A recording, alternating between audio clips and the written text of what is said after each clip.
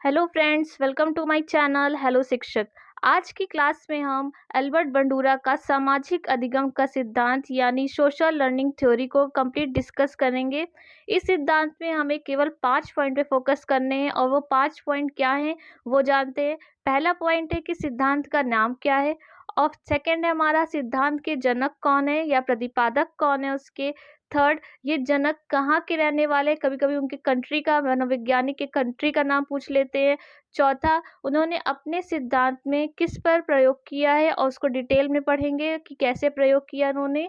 और पांचवा हमारा है सिद्धांत की और क्या क्या अन्य नाम से हमसे एग्जाम में पूछ सकता है। डायरेक्ट अधिगम का, सामाजिक अधिगम का सिद्धांत ना देकर अन्य नाम से क्या पूछ सकता है। तो ये 5 पॉइंट है जिसमें हमें फोकस करना है। चलिए स्टार्ट करते हैं आज की क्लास। तो सबसे पहले जानेंगे सिद्धांत का नाम क्या है। तो इस सिद्धांत का नाम है सामाजिक अधिगम सिद्धांत। और इसके प्रतिपादक या जनक कौन है, तो इसके जनक हैं अल्बर्ट बंडूरा। अगर आप बंडूरा भी याद रखेंगे तो एग्जाम में कभी कभी पूरा नाम ना देकर सिर्फ बंडूरा भी दे दिया जाता है, तो याद रखिएगा सोशल लर्निंग थ्योरी के जो प्रतिपादक हैं, जनक है, वो बंडूरा हैं। और ये किस कंट्री से रिलेट करते थे, ये कनाडा से रिलेट करते थे। और उन्होंने किस पर प्रयोग किया था अपने सिद्धांत में, तो इन्होंने बॉबी डॉल या जीवित जोकर की फिल्म दिखाकर प्रयोग किया था। अब इसको आगे डिटेल में पढ़ेंगे तो आपको अच्छे से समझ में आएगा। तो आगे देखते हैं बंडूरा का सामाजिक अधिगम सिद्धांत के अन्य नाम क्या है। कभी कभी सामाजिक अधिगम नहीं देता है तो बच्चे कंफ्यूज हो जाते हैं कि ये कौन सा नया सिद्धांत है, बल्कि वो आपका पढ़ा हुआ होता है फिर भी आपसे क्वेश्चन वो गलत हो जाता है। और एक क्वेश्चन गलत आपको 100 के पीछे भी कर सकता है और एक क्वेश्चन सही आपको 100 के आगे भी कर सकता है। इसलिए आपको एक नाम से अच्छा आप सारे नाम उसके या माइंड में रख के चलिए, रिलेट करते हुए पढ़िए ताकि आपका क्वेश्चन गलत ना हो। तो इसके अन्य नाम क्या है। पहला नाम है सामाजिक अधिगम सिद्धांत का अवलोकन सिद्धांत, अवलोकन का सिद्धांत। सेकंड हमारा अनुकरण का सिद्धांत। थर्ड निर्देशन का सिद्धांत। और फोर प्रेक्षणात्मक का सिद्धांत। ये हमारे चार इसके अन्य नाम हैं। तो आप इसको फिर से रिलेट करेंगे। पहला है अवलोकन का सिद्धांत, सेकंड अनुकरण का सिद्धांत, थर्ड है निर्देशन का सिद्धांत और चौथा है प्रेक्षणात्मक का सिद्धांत। तो आपसे इन चारों में से कोई भी पूछ लिया जाए तो ये सामाजिक अधिगम का बंडूरा का ही सिद्धांत है। तो ये थे हमारे 2 पॉइंट, आपने यहाँ पे कवर कर लिए। नेक्स्ट है कि बंडूरा के सामाजिक अधिगम सिद्धांत होता क्या है, उसको डिटेल में जानेंगे। बंडूरा ने अपने सामाजिक अधिगम के सिद्धांत में बताया कि बालक जन्म के पश्चात ही अपने माता पिता, परिवार तथा अन्य सदस्य जैसे पड़ोसी, अध्यापक आदि के व्यवहारों का अवलोकन करता है। अवलोकन का मतलब होता है कि वो ऑब्जर्व करता है या चीज़ों को बड़े ध्यान से देखता है, उसको अवलोकन कहते हैं। इसके पश्चात वह उसी व्यवहार का अनुकरण करता है। अनुकरण का अर्थ होता है कॉपी करना। पहले वो चीज़ों को ध्यान से देखता है, फिर उसकी नकल करने की कोशिश करता है, ये यही कहना चाह रहे हैं। इसे ही बंडूरा ने सामाजिक अधिगम कहा है। यानी इनका कहने का मतलब है कि जैसे आपने कभी अपने घर पे ऑब्जर्व किया होगा, ध्यान दिया होगा, तो कब कोई घर में छोटा बच्चा होता है तो अगर उसकी माता अगर किचन में कार्य कर रही होती है या कोई काम कर रही होती है तो बच्चा वैसे ही कॉपी करने लगता है, अपने खिलौने लाता है, वैसी रोटी बेलने की कोशिश करता है आटा मांग के। वैसे ही कह रहे कि वह बच्चा पहले ऑब्जर्व करता है फिर उसको कॉपी करता है। जैसे किसी बच्चे का बड़ा भाई स्कूल जा रहा है तो उसको कॉपी करता है, वो भी बैग टांग के स्कूल जाने की एक्टिंग करता है कि मैं भी स्कूल जा रहा हूँ। तो चीज़ें रिलेट करता है, अपने आसपास से ही सीखता है, ध्यान देता है और फिर वो चीज़ें अपने ऊपर कॉपी करता है, उस चीज़ों को अपने ऊपर धारण करता है। तो यही उनका सामाजिक अधिगम सिद्धांत में उन्होंने अपने बताया है। इस प्रकार से जब प्राणी समाज के सदस्यों को व्यवहार को देख के सीखता है तो उसे सामाजिक अधिगम कहा जाता है। तो ये था हमारा सामाजिक अधिगम का सिद्धांत। अब इन्होंने अपने सामाजिक अधिगम के सिद्धांत में कौन कौन से स्टेप पूछते, कभी कभी एग्जाम में पूछ लिया जाता है कि सामाजिक अधिगम के सिद्धांत के स्टेप्स क्या है या बंडूरा ने कौन कौन से सोपान दिए हैं। तो उन्होंने अपने सिद्धांत में 4 सोपान दिए हैं। तो ये 4 सोपान क्या हैं देखेंगे। पहला, व्यवहार को जानना या समझना, मतलब ऑब्जर्वेशन। पहले चीज़ों को ऑब्जर्व करना है, ध्यान से उसको देखना है कि कौन कैसे कार्य कर रहा है, ये ऑब्जर्वेशन होता है। फिर व्यवहार का स्मरण करना, फिर उसको रिकॉल करना या मेंटल इमेज बनाना कि जैसे हमने किसी को देखा है उसने किस तरह किया था, अपने माइंड में उसको रिवाइज करना। थर्ड, स्मरण किए गए व्यवहार को क्रिया रूप से बदलना। फिर जैसे उसने कार्य किया था, जैसे उसने अपने लिए किया था, वैसे ही अपने एक्शन में लाना। जैसे अब माता ने रोटी बना रही थी, तो हम भी वैसे ही कॉपी करके रोटी बना रहे हैं। तो हमने उनको पहले ध्यान से देखा, फिर उसको रिकॉल किया, अच्छा हाथ हिला रही थी, कैसे कर रही थी, गोल-गोल बना रही थी, तो वैसे ही फिर हमने एक्शन किया, फिर मैंने भी वैसे ही बनाया। ये हमारा थर्ड सोपान हो गया। और चौथा, व्यवहार का पुनर्बलन, यानी कि आप रिपीटेशन करते हो, उसी कार्य को बार-बार करना। जैसे किसी भी कार्य को मैंने पहले देखा, ध्यान से उसको फ़ोकस किया, फिर उसको कॉपी कर लिया, फिर उसको मैंने करने की कोशिश की और उसको फिर उस कार्य को हम बार-बार कर रहे। तो ये हमारे 4 स्टेप हो गए। पहला observation, second mental image, third action और रिपीटेशन ऑफ वर्क। तो ये हमारे अधिगम के 4 सोपान हैं, तो इनको ध्यान रखिएगा। इनको रिलेट करके भी आप याद रख सकते हैं, क्योंकि सबसे पहले हम किसी चीज़ को ध्यान से देखेंगे, ऑब्ज़र्व करेंगे, फिर उसको हम रिकॉल करेंगे, तभी हमको याद रहेगा। थर्ड, उसको हम कॉपी करने की कोशिश करेंगे, एक्शन करेंगे, ये हमारा थर्ड हो गया। और चौथा, जब हम सीख गए तो उसको बार-बार करने की कोशिश करेंगे। तो हमारे ये 4 स्टेप्स हो गए। नेक्स्ट है हमारा बंडूरा का सामाजिक अधिगम सिद्धांत का प्रयोग। तो बंडूरा ने सामाजिक अधिगम सिद्धांत के अंतर्गत 2 प्रयोग का बताया है, एक प्रेक्षणात्मक अधिगम और सेकंड बॉबी डॉल पर प्रयोग किया है। तो पहला देखते हैं हमारा प्रेक्षणात्मक अधिगम होता क्या है। तो इस सिद्धांत के अंतर्गत बंडूरा ने बताया कि बालक देखकर किसी भी वस्तु का अनुकरण करता है, यानी कॉपी करता है। इस प्रकार के अधिगम में व्यक्ति सामाजिक व्यवहारों को सीखता है, अतः इसे सामाजिक अधिगम भी कहा जाता है। कभी कभी हम यह पर देखते हैं कि हमारे सामने ऐसी परिस्थिति आ जाती है कि हमें यह नहीं पता होता है कि इस परिस्थिति में हमें क्या करना है और कैसा व्यवहार करना है। ऐसी परिस्थितियों में हम दूसरे व्यक्तियों द्वारा किए गए व्यवहार का प्रेक्षण करते हैं तथा इनकी तरह व्यवहार करते हैं। सामान्यतः इस प्रकार के अधिगम को मॉडलिंग कहा जाता है। तो मॉडलिंग क्या होता है, इसके अधिगम को कैसे जानेंगे कि जैसे आप किसी प्रॉब्लम में फंस गए और आपके लिए वो प्रॉब्लम फर्स्ट टाइम है, लेकिन आप उससे पहले किसी और को उस प्रॉब्लम में देख चुके, तो आप रिकॉल करते हैं, ध्यान लगाते हैं कि अगर उस व्यक्ति ने उस प्रॉब्लम से कैसे निकला था।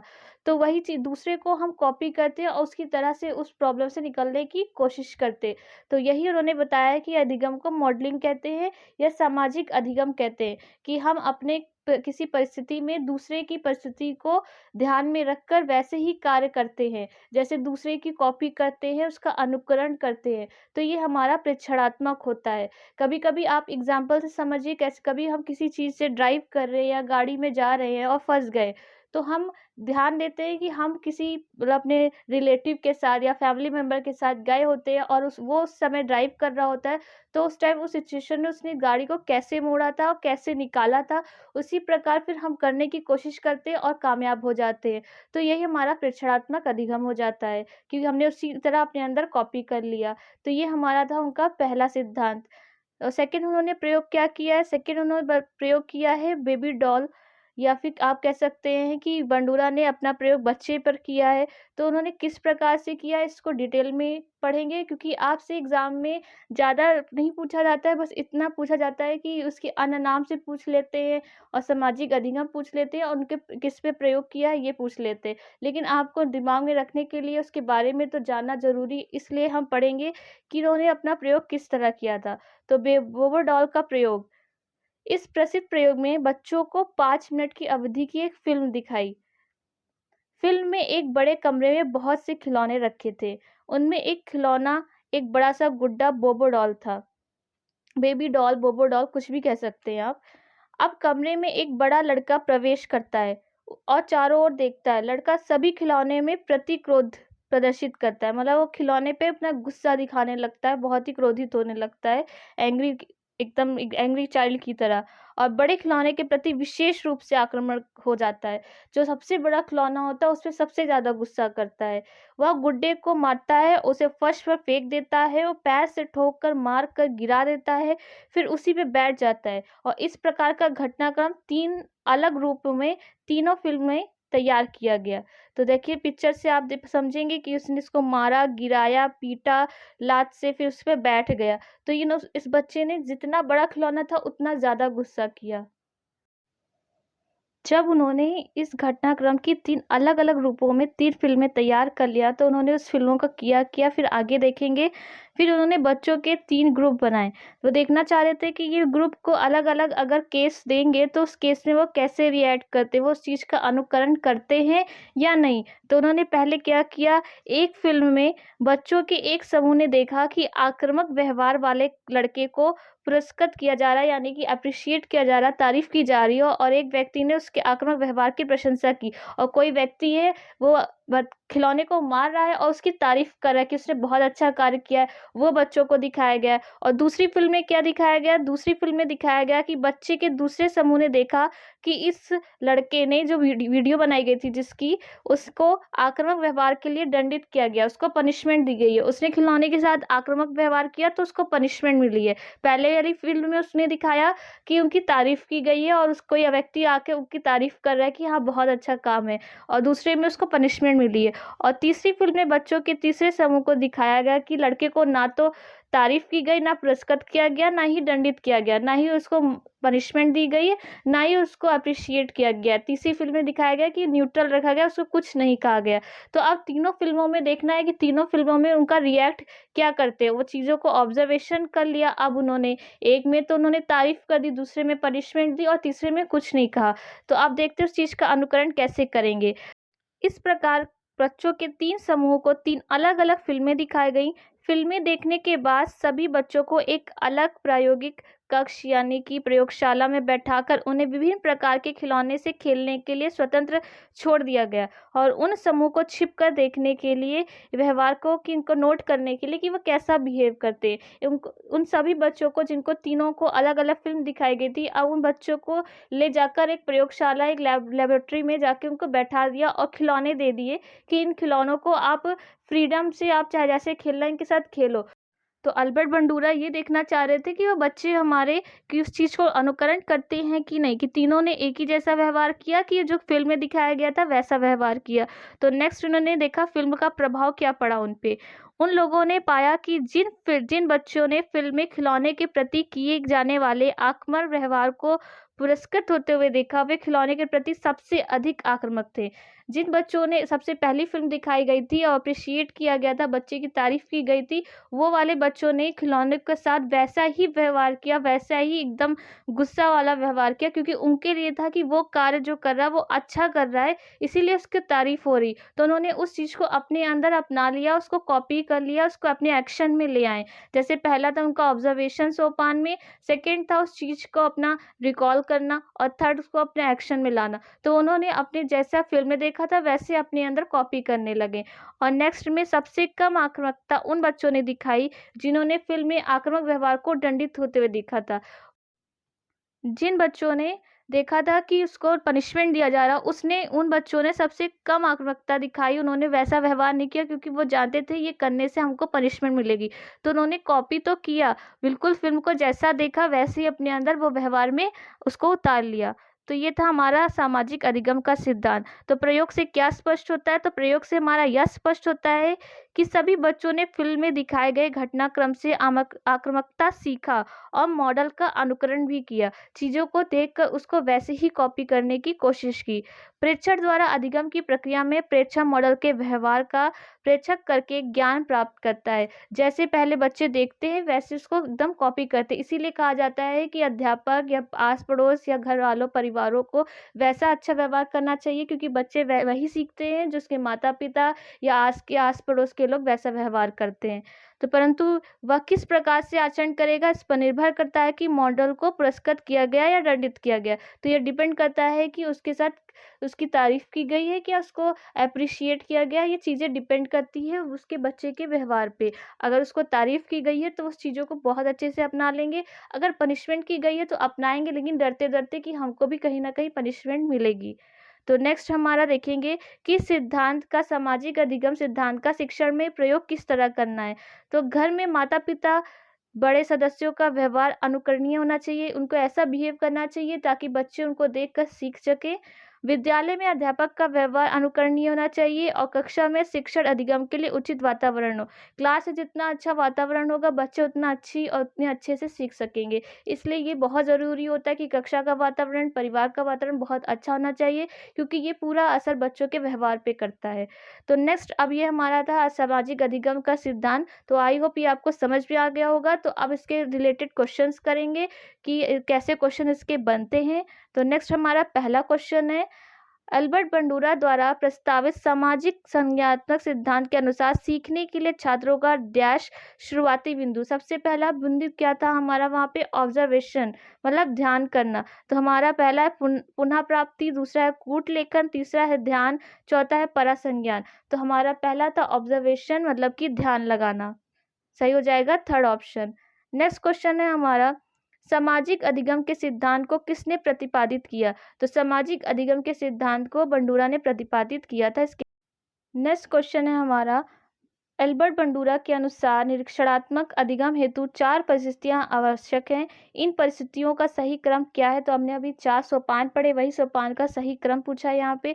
तो पहला अभिप्रेरणा, दूसरा अवधान या धारणा या पुनरुत्पादन। तो दूसरा हमारा अवधान, अभिप्रेरणा, धारणा या पुनरुत्पादन।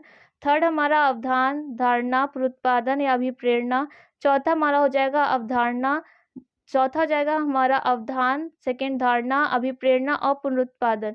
तो हमने पता था पहला हमारा होता था ध्यान, यानी कि अवधान, फिर उसको रिकॉल करना, धारणा धारण करना, फिर उसका पुनरुत्पादन करना, एक्शन में लाना, फिर उसको अभिप्रेरणा, उससे अभिप्रेरित होकर उसको बार बार रिपीट करना। तो हमारा हो जाएगा अभिप्रेरणा चौथा। तो यहाँ पे हमारा सही क्रम कहाँ मिल रहा है? ऑप्शन नंबर 3 में, अवधान, धारणा, पुनरुत्पादन और अभिप्रेरणा। तो सही ऑप्शन हो जाएगा ऑप्शन नंबर 3। नेक्स्ट क्वेश्चन है हमारा, बंडूरा के सामाजिक अवलोकन पर आधारित अधिगम सिद्धांत में निम्नलिखित में कौन सी प्रक्रिया होती है? तो पहला हो जाएगा स्वचिंतन या प्रतिधारण या पुनरावृत्ति या पुनरावर्तन। तो हमारा सही ऑप्शन हो जाएगा सेकंड, प्रतिधारण हमारा अधिगम का सिद्धांत की प्रक्रिया होती है ये। नेक्स्ट क्वेश्चन है हमारा, एक बच्चा गुस्सा करता है और गुस्से में अपने सगी साथी को उसी तरह से मारता है जिस तरह से उसे घर पर सजा दी गई है। यह डैश किसका उदाहरण है? तो ये हमारा उदाहरण हो जाएगा अवलोकन अधिगम। अवलोकन अधिगम को ही हमने अन्य नाम से जाना था सामाजिक अधिगम के सिद्धांत को, क्योंकि बच्चे इसमें वैसा ही व्यवहार करते हैं जैसे वो कॉपी करते हैं किसी का, या किसी को ध्यान से उसके व्यवहार को सीखते हैं। तो यहाँ पे बच्चे का जैसा व्यवहार किया जा रहा है वैसा ही व्यवहार वो अपने दोस्त के ऊपर जाकर कर रहा है। तो ये हमारा हो जाएगा अवलोकन अधिगम। नेक्स्ट हमारा क्वेश्चन है, वयस्क व्यवहार को आक्रामक रूप से देखकर ही बच्चे आक्रामक व्यवहार होना सीख सकते हैं। यह दृष्टिकोण किसके द्वारा माना जाता है? तो ये हमारा सही ऑप्शन होगा बंडूरा और उनके सहयोग से, क्योंकि उन्होंने अपने बच्चों को आक्रामक व्यवहार से ही उन्होंने अपना प्रयोग किया था बेबी डॉल के एक खिलौने के ऊपर। तो ये हमारा सही ऑप्शन हो जाएगा ऑप्शन नंबर 4। नेक्स्ट हमारा लास्ट क्वेश्चन है, निम्नलिखित में किसका विचार था कि प्रत्यक्ष अनुभव से कुछ भी सीखा जा सकता है व अवलोकन से भी सीखा जा सकता है? मॉडल सबसे प्रभावी होते यदि उन्हें सम्मान, योग्यता, उच्च स्थिति या शक्ति के रूप में देखा जाता है। इस प्रकार ज्यादातर मामलों में शिक्षक अत्यधिक प्रभावशाली मॉडल हो सकते हैं। तो इन्होंने किसका प्रयोग है? पहला कोहलर का या बंडूरा का, थर्ड थॉर्नडाइक का या स्किनर का। तो मॉडल का प्रयोग किसका कहलाता है? प्रेषणात्मक सिद्धांत का। वो हमारा बंडूरा ने दिया था। उन्होंने कहा था मॉडल के ऊपर प्रयोग करके बच्चों को देखा करके सबसे ज़्यादा अच्छे से सीखा जा सकता है कि उनका अधिगम किस प्रकार से होता है। तो हमारा सही ऑप्शन हो जाएगा ऑप्शन नंबर 2। तो ये थी हमारी आज की क्लास। आई होप आपको समझ में आई होगी। तो लाइक करिएगा, शेयर करिएगा, कमेंट करना मत भूलिएगा। Thank you.